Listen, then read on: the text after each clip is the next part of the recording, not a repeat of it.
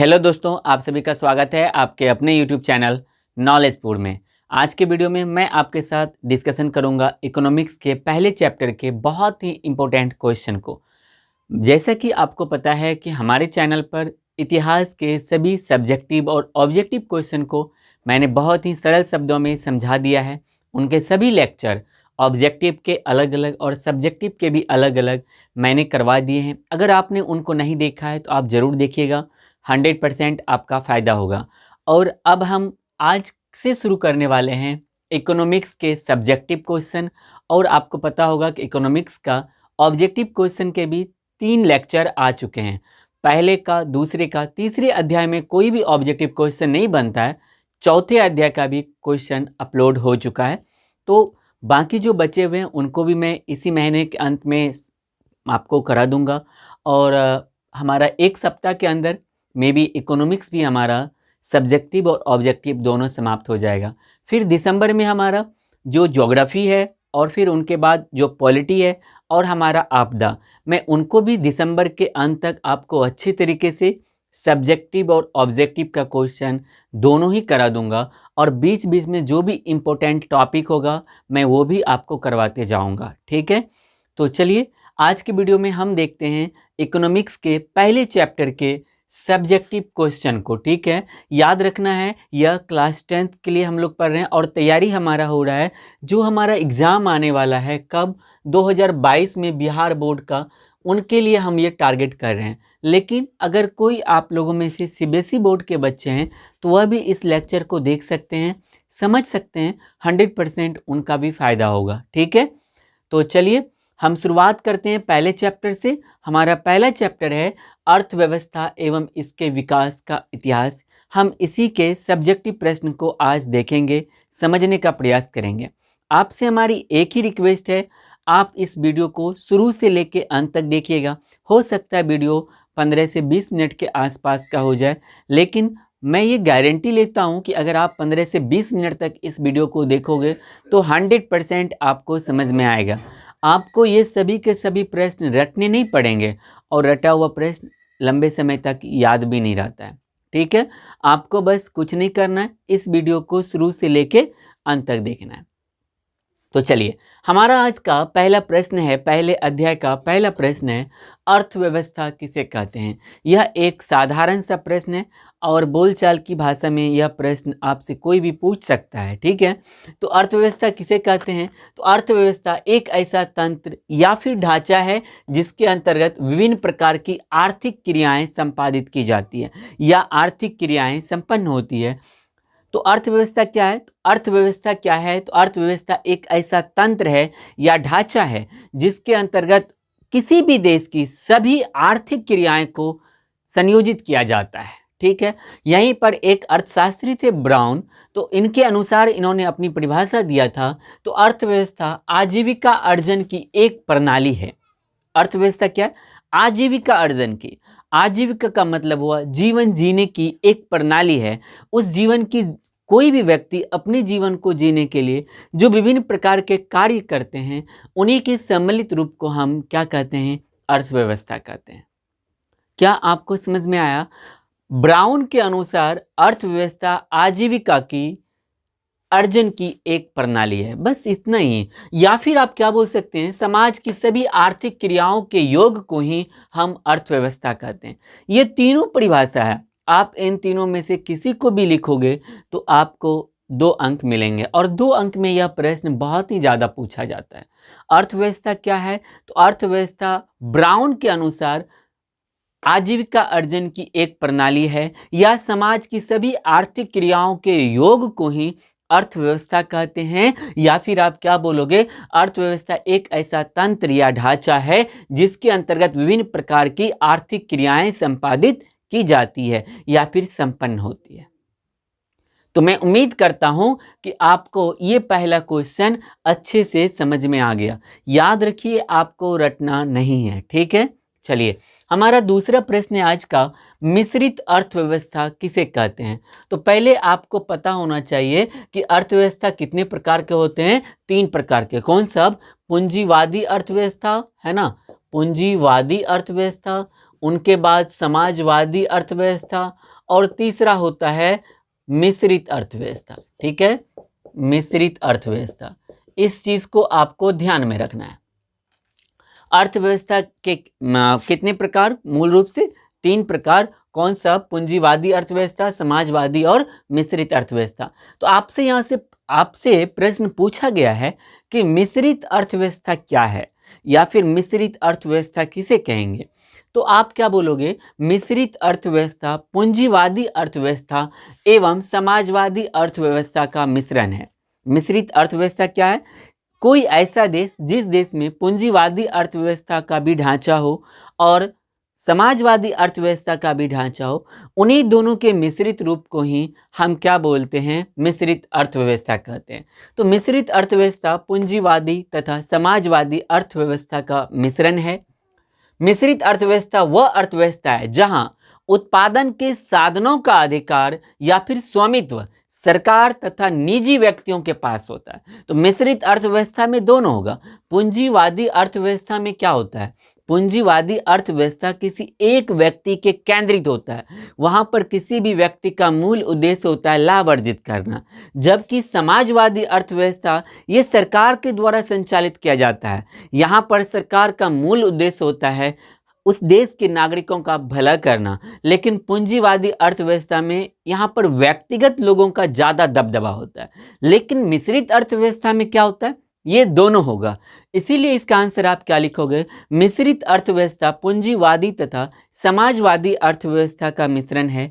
मिश्रित अर्थव्यवस्था वह अर्थव्यवस्था है जहां उत्पादन के साधनों का स्वामित्व यानी मालिकाना हक निजी व्यक्तियों के पास तथा सरकार के पास होता है।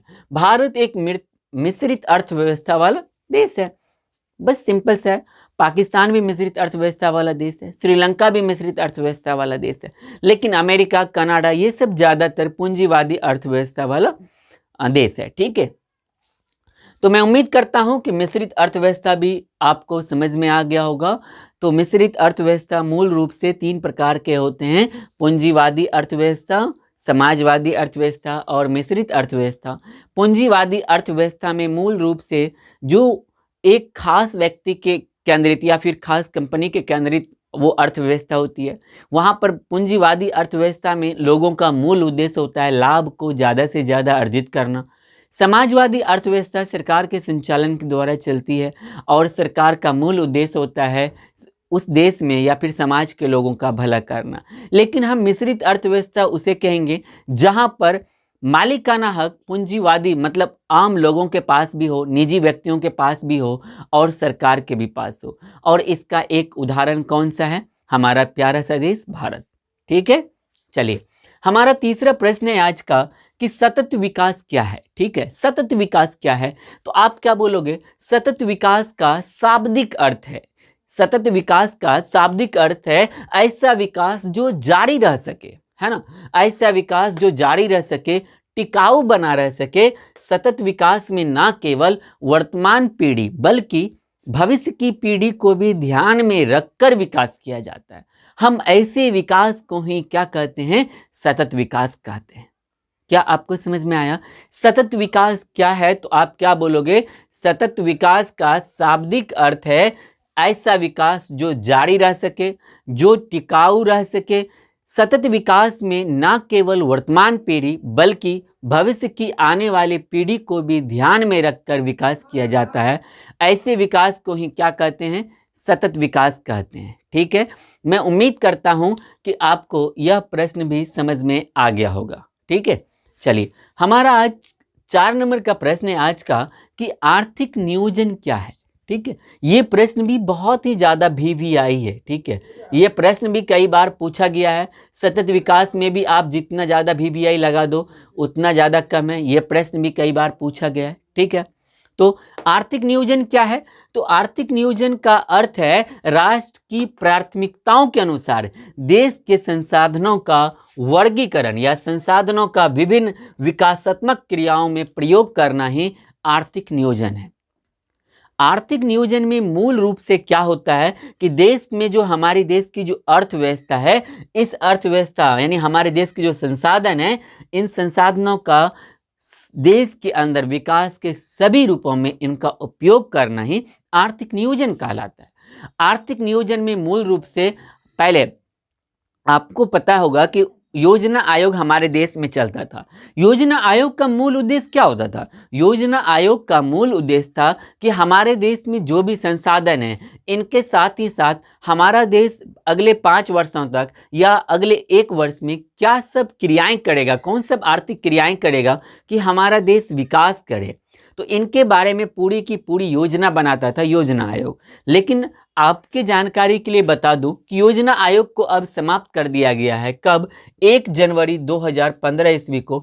अब योजना आयोग की जगह पर कौन सा आयोग आया है? नीति आयोग आया है। इस चीज को भी आपको ध्यान में रखना है। ये प्रश्न आपसे पूछा जा सकता है। ठीक है। आर्थिक नियोजन क्या है? तो आर्थिक नियोजन का अर्थ है राष्ट्र की प्राथमिकताओं के अनुसार देश के संसाधनों का विभिन्न विकासात्मक क्रियाओं में उपयोग करना, ठीक है, या प्रयोग करना। आप इसको अपने भाषा में भी क्या लिखोगे? आर्थिक नियोजन का मूल रूप से उद्देश्य है कि हमारे देश में जो भी संसाधन उपलब्ध हैं उन संसाधनों का उपयोग करके हमारा राष्ट्र कैसे विकास कर सकता है, इन्हीं सभी के योजनाओं को बनाना। और हमारे देश में इसका मूल जो श्रेय है वो जाता है नियोजन को। ठीक है, इस चीज को भी आपको ध्यान में रखना है। चलिए, हमारा 5 नंबर का आज का प्रश्न है, मानव विकास रिपोर्ट क्या है? ठीक है, मानव विकास रिपोर्ट क्या है? तो आप क्या बोलोगे? संयुक्त राष्ट्र विकास कार्यक्रम। यहां पे देखिए मैंने दिया यूएनडीपी, इसके बारे में आपको ध्यान रखना है। यूएनडीपी का फुल फॉर्म क्या है? United Nation Development Programme. इस चीज को आप ध्यान में रखिएगा। यूएनडीपी का फुल फॉर्म क्या है? United Nation Development Programme. इसी को हिंदी में कहते हैं संयुक्त राष्ट्र विकास कार्यक्रम। तो संयुक्त राष्ट्र विकास कार्यक्रम द्वारा प्रकाशित मानक विकास रिपोर्ट, इसको इंग्लिश में कहते हैं एचडीआर। ठीक है, ह्यूमन डेवलपमेंट रैंक, मानव विकास रिपोर्ट, या फिर आर से रिपोर्ट भी आप बोल सकते हो। तो संयुक्त राष्ट्र विकास कार्यक्रम द्वारा प्रकाशित मानव विकास रिपोर्ट विभिन्न देशों की तुलना, लोगों के शैक्षिक स्तर, उनकी स्वास्थ्य स्थिति और प्रति व्यक्ति आय के आधार पर करती है। मानव विकास रिपोर्ट सूचकांक को 3 स्तर में बांटा गया है। कौन सब? पहला जीवन स्तर, शिक्षा की प्रणाली और जीवन प्रत्याशा। इन्हीं तीनों के औसत के आधार पर किसी भी देश को रैंकिंग किया जाता है कि उस देश का एचडीआर यानी मानव विकास रिपोर्ट कितना है, उस देश का ह्यूमन डेवलपमेंट इंडेक्स जो है वो कितने लेवल का है, वो देश विश्व में कितने नंबर पे एग्जिस्ट करता है। तो इनके लिए 3 चीजें क्या सब है? जीवन प्रत्याशा, जीवन आशा और शिक्षा का स्तर। ठीक है, क्या समझ में आया आपको मानव विकास रिपोर्ट क्या है? आप कैसे लिखोगे या क्या लिखोगे आप? संयुक्त राष्ट्र विकास कार्यक्रम द्वारा प्रकाशित मानव विकास रिपोर्ट। तो आपको पहले ये समझ में आना चाहिए, ये ह्यूमन डेवलपमेंट रिपोर्ट जो है ये प्रकाशित कौन करता है? यूनाइटेड नेशन डेवलपमेंट प्रोग्राम, यानी संयुक्त राष्ट्र कार्यक्रम, संयुक्त राष्ट्र विकास कार्यक्रम ये प्रकाशित करता है। कौन सा? तो एचडीआर, मानव विकास रिपोर्ट। ठीक है, देखिए संयुक्त राष्ट्र विकास कार्यक्रम द्वारा प्रकाशित मानव विकास रिपोर्ट विभिन्न देशों की तुलना, लोगों की उनकी स्तर यानी जीवन स्तर, उनकी स्वास्थ्य स्थिति एवं शिक्षा और प्रति व्यक्ति आय के आधार पर करती है। मानव विकास सूचकांक को 3 वर्गों में बांटा गया है, शिक्षा का स्तर, जीवन स्तर और जीवन प्रत्याशा। इन्हीं तीनों के औसत के आधार पर किसी भी देश को रैंकिंग किया जाता है।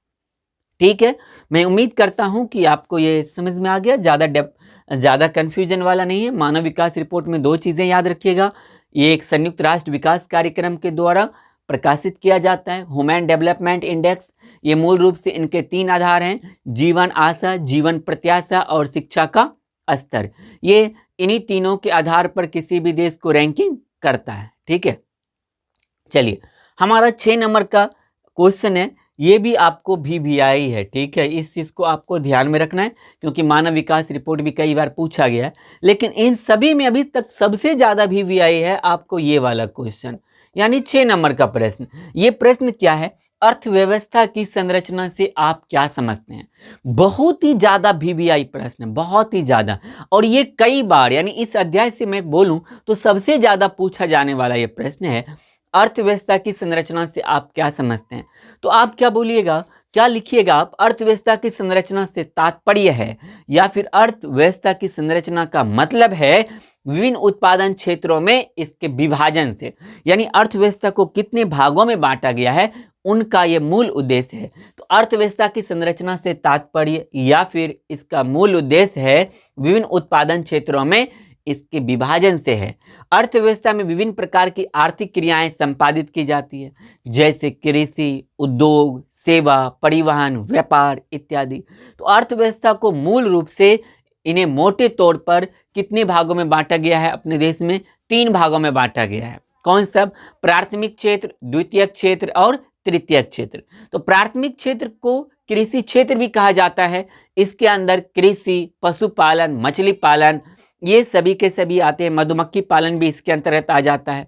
दूसरा है हमारा द्वितीयक क्षेत्र। द्वितीयक क्षेत्र को उद्योग क्षेत्र भी कहा जाता है। इसमें मूल रूप से आपको द्वितीयक क्षेत्र में क्या सब आ जाएगा? व्यवसाय आ जाएगा, निर्माण आ जाएगा, उद्योग आ जाएगा।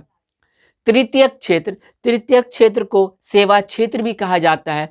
इसके अंतर्गत बैंक एवं बीमा, परिवहन, संचार इत्यादि आते हैं। बस आपको इतना ही लिखना, ये दीर्घ उत्तरीय में भी पूछ लिया जाता है। तो मैं उम्मीद करता हूं कि इन 6 के 6 प्रश्न में अब आपको कोई भी कंफ्यूजन नहीं होगा, आपको अच्छे से समझ में आ गया होगा। अर्थव्यवस्था किसे कहते हैं, मिश्रित अर्थव्यवस्था क्या है, सतत विकास, आर्थिक नियोजन क्या है, मानव विकास रिपोर्ट क्या है, अर्थव्यवस्था की संरचना से आप क्या समझते हैं।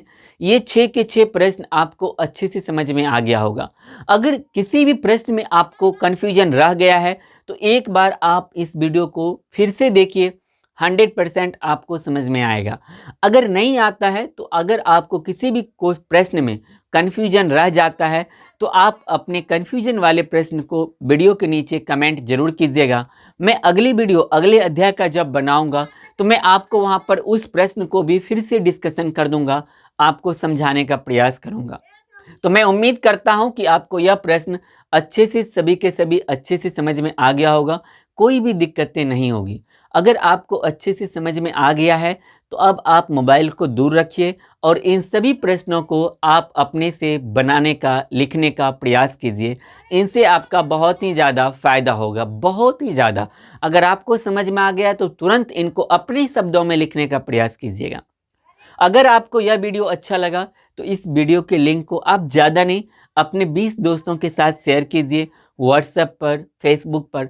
अगर आप फेसबुक पे इस लिंक को शेयर कीजिएगा, वीडियो के लिंक को, तो आप वहाँ पर आप जितने भी आपके दोस्त हैं उनके साथ टैग जरूर कीजिएगा, क्योंकि हमें आपकी बहुत ही ज़्यादा सपोर्ट की ज़रूरत है। और आपके सपोर्ट के बिना ये जो हमारा परिवार है नॉलेजपुर, ये ग्रो नहीं कर सकता है। ये ग्रो तभी करेगा जब आप सपोर्ट करोगे। अगर आपको हमारी वीडियो, हमने जो भी आपको समझाने का प्रयास किया और जो मैं करते आ रहा हूँ, अगर आपको हमारी मेहनत अच्छी लगती है तो प्लीज़ सपोर्ट कीजिए। आपका सपोर्ट बहुत ही ज़्यादा मेरे लिए मेरे लिए ही नहीं बल्कि इस चैनल के लिए भी ज़रूरी है, क्योंकि मैं भी कभी कभी डिमोटिवेट हो जाता हूँ जब वीडियो थोड़ा नहीं चलता है। लेकिन मुझे खुशी होती है कि जो भी बच्चे देखते हैं नीचे कमेंट करते हैं, अच्छा लगता है। आप लोग भी अच्छा खराब जैसा भी लगता है आप वीडियो के नीचे कमेंट ज़रूर कीजिए, क्योंकि आपके कमेंट के बाद ही कुछ बदलाव अगर बेहतर किया जा सकता है, आपको अगर कुछ लगता है कुछ बेहतर किया जाना चाहिए तो आप कमेंट ज़रूर कीजिएगा, ठीक है। मैं एक बार बोर्ड के साइड में आ जाता हूं, अगर आप इसका स्क्रीनशॉट लेना चाहें तो आप ले सकते हैं। तो मैं उम्मीद करता हूं कि आपने स्क्रीनशॉट ले लिया होगा और आपको समझ में भी आया होगा। तो आज की वीडियो में बस इतना ही, लेकिन जाने से पहले आप इस वीडियो को लाइक और शेयर ज़रूर कीजिएगा। मैं फिर से बोलता हूं, आपके मदद की बहुत ही ज़्यादा ज़रूरत है इस परिवार को, ठीक है। तो हम मिलेंगे कल के क्लास में। हम आपके लिए जो अगला अध्याय है इसका, हमारा अर्थव्यवस्था का, हम वो भी आपको करा देंगे। और आप लोग निश्चिंत रहिए, मेरा पूरा प्रयास रहेगा दिसंबर के एंड तक मैं सभी सब्जेक्ट का ऑब्जेक्टिव और सब्जेक्टिव क्वेश्चन करा दूंगा। तो आप हमारे जो इस अध्याय का दूसरे का और चौथे का जो ऑब्जेक्टिव है उनको भी आप जरूर देखिएगा। ठीक है, हम मिलेंगे अगले वीडियो में, तब तक के लिए जय हिंद, जय भारत।